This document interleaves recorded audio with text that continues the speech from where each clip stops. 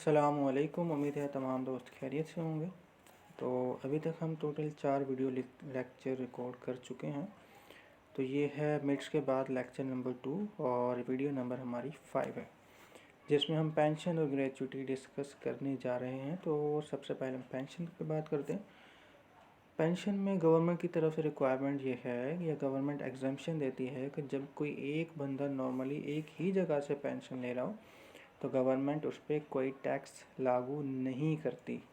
लेकिन अगर वही बंदा 2 जगहों से पेंशन ले रहा हो तो जो हायर होगी वो एग्जम्प्ट हो जाएगी। यानी सपोज एक बंदा एक जगह से 1 लाख रुपए पेंशन ले रहा है, दूसरी जगह से 70,000 पेंशन ले रहा है, तो 1 लाख रुपए पे जो हायर है उस पर तो गवर्नमेंट टैक्स नहीं लगाएगी, लेकिन जो लोअर ऑफ होगी 70,000 गवर्नमेंट उस पर टैक्स लगाएगी।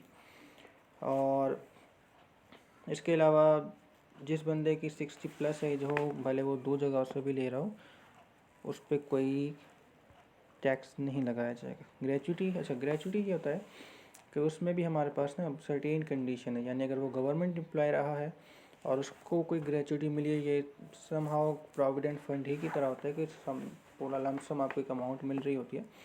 तो बहरहाल जब गवर्नमेंट एम्प्लॉय होगा तो उस पर कोई टैक्स अलाउ नहीं होगा इन ग्रेचुइटी। जब ये फॉर प्राइवेट एम्प्लॉय, लेकिन अगर वो अप्रूव्ड ग्रेचुइटी है उस पर भी नहीं होगा।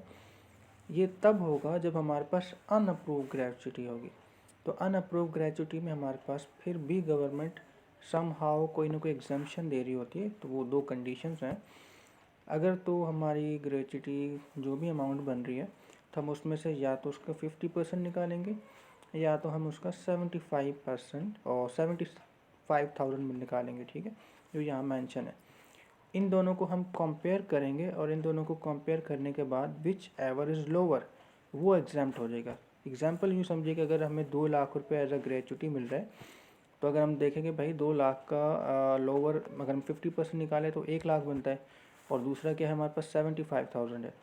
तो 1 लाख या 75,000 में 75,000 स्मॉल वैल्यू है, वो 2 लाख से निकाल देंगे तो 1,25,000 जो रिमेनिंग है उस पर हम क्या करेंगे, टैक्स अप्लाई कर देंगे। बहरहाल हम क्वेश्चन पे आ जाते हैं। क्वेश्चन हमारे पास है भाई महमूद वाकड monthly basic salary of 50,000 till 31 March, जबकि वो उस टाइम पे आके रिटायर हो गया। ठीक है, तो हम थोड़ा सा उसको नीचे भी आ जाते हैं कि भाई उस बंदे ने जुलाई से लेकर मार्च तक काम किया 9 महीने। तो ये हमारे पास क्या दे रहा है, 50,000 को अपने 9 से मल्टीप्लाई करवा दिया तो हमारे पास ये सालाना, यानी सालाना से मुराद 1 साल में उसने 9 महीने काम किया, तो ये 4,50,000 वैल्यू आ गई।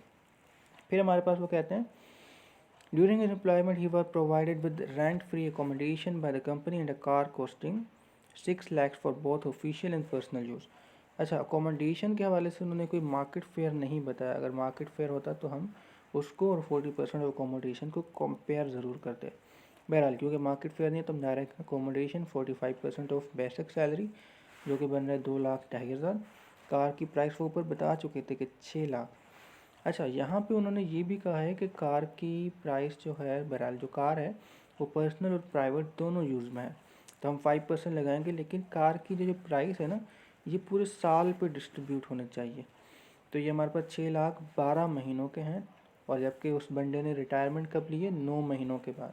तो हम 6 लाख को 12 से डिवाइड करेंगे, एक मंथ की जो भी वैल्यू आएगी उसको मल्टीप्लाई करवा देंगे 9 से, तो ये हमारे पास 9 मंथ की वैल्यू आएगी मल्टीप्लाई पे 5%, तो हमारे पास आ जाएगा 22,500। क्वेश्चन में उसके बाद वो कहते हैं Mahmood participate in the companies approved provident fund where all employees are required to contribute 12% of the salary.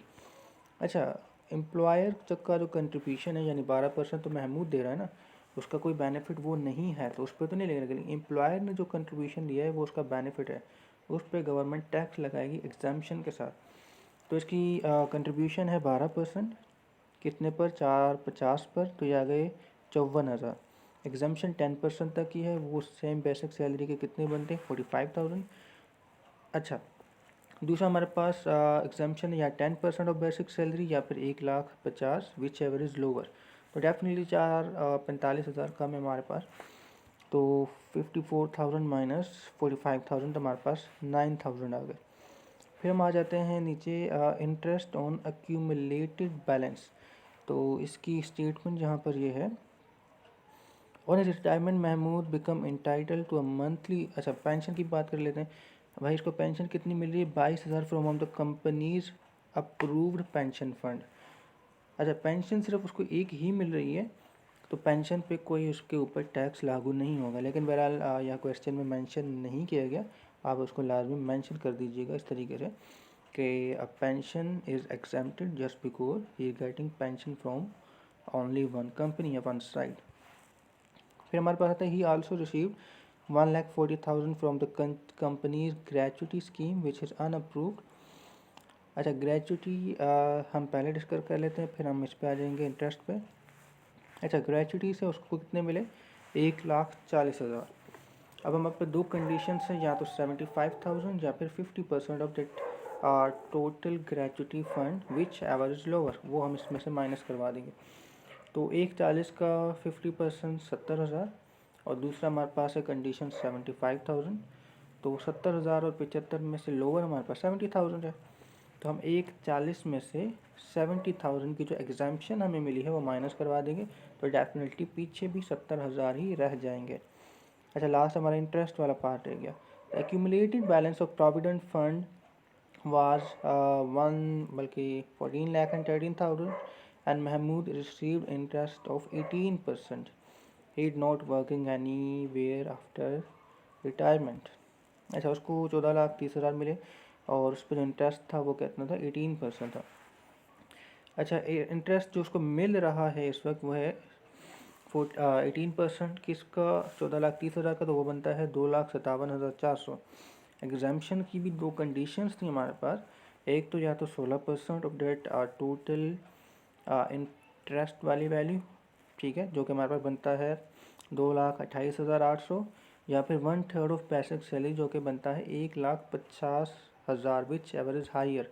तो डेफिनेटली 1,50 से ज़्यादा 2,28,800 है। उसको हमने ऊपर वाली वैल्यू से माइनस करवा दी तो हमारे पास रह गए 28,600। तो सिंपल सा क्वेश्चन था और इसमें से हमने वैल्यूज़ जो भी राइट साइड पे आ रही हैं 4, 5 एंड 2, 0 जो भी हैं उनको प्लस कर दिया। हमारे पास टैक्सेबल सैलरी आ गई 2018 की। तो ये लेक्चर नंबर 5 हम यहाँ पे, बल्कि वीडियो नंबर 5 लेक्चर नंबर 2 के हम एंड करते हैं और बाकी इंशाल्लाह असाइनमेंट का सवाल नेक्स्ट वीडियो में कवर कर दिया जाएगा। Thank you.